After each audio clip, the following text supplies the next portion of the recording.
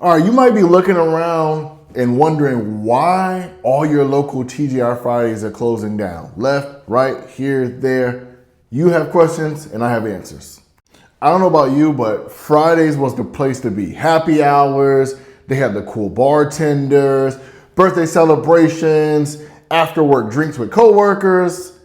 They owned those categories. So how did they go from the top dog to filing bankruptcy? We all know what happened in 2020. The pandemic happened. That was the first major blow. And of course, they rely on traffic. They rely on bar traffic, group gatherings, late night occasions, birthday parties, co-workers, happy hours. And overnight, that entire category disappeared because of the pandemic. As a result, of course, sales declined. So Friday started looking for answers. They cycled through multiple CEOs, different leadership, but the problem was with every CEO and leadership change came different strategies. They expanded the cocktail program, they introduced new menu items that were kind of off-brand like sushi and grain bowls.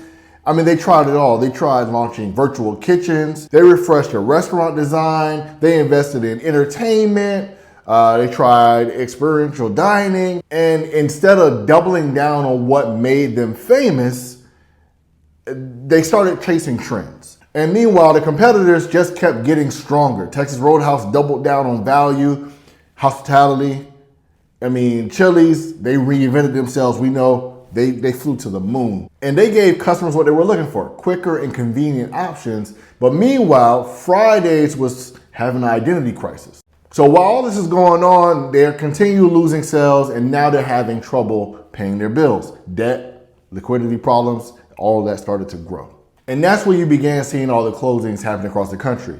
At their peak, they had about 600 restaurants, and then when they filed a bankruptcy in 2024, they shrunk to about 160 US locations. But personally, I wouldn't count Fridays out yet. They still have a fighting chance. It's still a great brand, storied brand. They brought back their former CEO who has a turnaround plan in place called the 1-2-3 strategic vision. He's focused on reaching $2 billion in revenue and 1,000 restaurants by 2030. They want to stop chasing trends. They want to return Fridays to what made it famous.